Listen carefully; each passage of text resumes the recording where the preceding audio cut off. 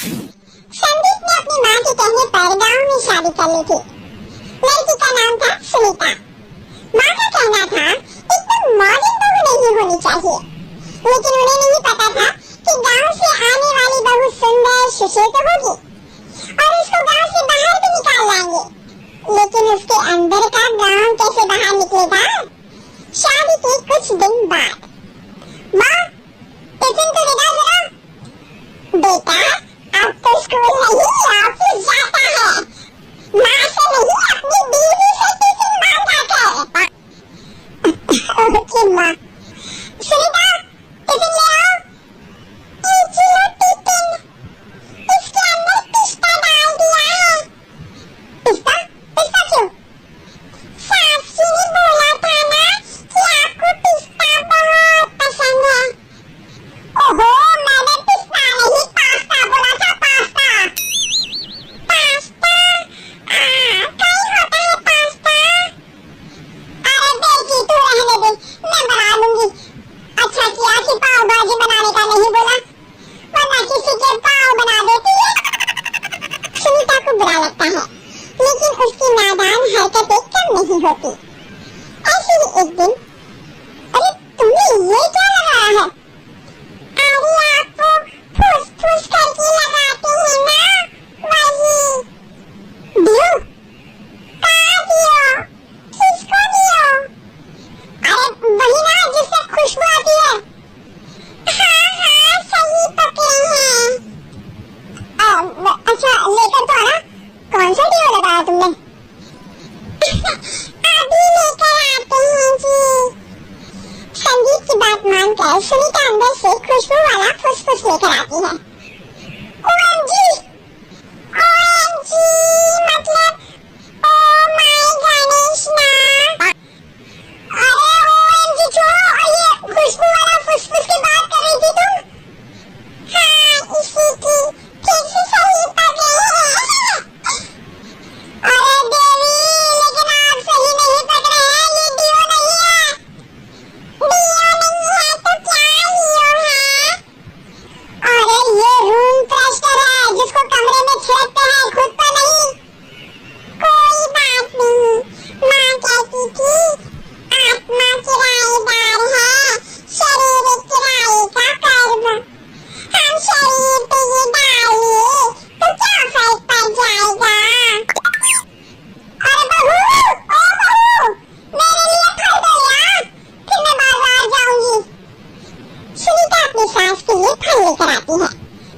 अरे बेटा पपीता, तरबूज और सेब फल ऐसे कैसे खा लूं? काट कर तो ले आ। माँ जी मेरे गाँव में तो खेत से उठा के सीधा खा लेते हैं। अरे ये तेरा गाँव नहीं है ना? अरे संदीप तू ही कुछ समझा देना इसको बेटा। मैं कैसे समझाऊं माँ, ये तो माइक्रोवेव को भी भट्टी बोलती है।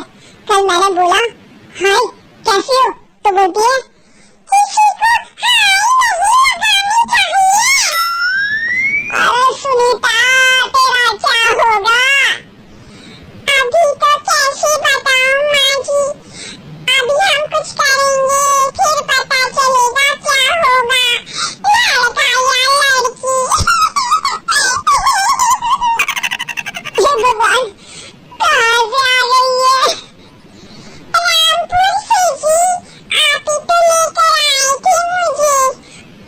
अरे मुझे माफ कर दो, पहले कोई गलती तो करिए जी, आपकी तो सारी गलती माफ कर देंगे हम। हाँ अरे बहू मेरी बात सुन, फल यानी कि फ्रूट जब भी लाए ना तो काट कर लाना, ठीक है? जी ठीक है माँ जी, फल यानी फ्रूट यानी काट के लाऊंगी। सुनीता रोज ही कोई ऐसी हरकत कर देती जिसकी वजह से उसे घर में दो बातें सुननी पड़ती। एक दिन माँ मेरे बॉस घर पर आने वाले हैं शाम को, उनका बर्थडे है, फैमिली साथ नहीं रहती उनके, तो यही पार्टी कर लेंगे। उनको अच्छा लगा तो शायद मेरा प्रमोशन भी हो जाएगा। मैं ना फ्रूट केक लाकर फ्रिज में रख दूंगी और तेरे साथ आज खाना मैं बनाऊंगी ताकि ताकि जब साहब आए तो खाने में कोई गड़बड़ ना हो। शाम को जब सारी तैयारियां हो जाती है, संदीप के साथ बड़े साहब भी घर आते हैं। फ्रूट केक तो ले आना बहू, फिर खाना खाएंगे। अरे इस सब की क्या जरूरत थी, आपने बुलाया वही काफी है। सर, आपका परिवार शहर में नहीं है तो हम ही आपके परिवार जैसे हैं सर।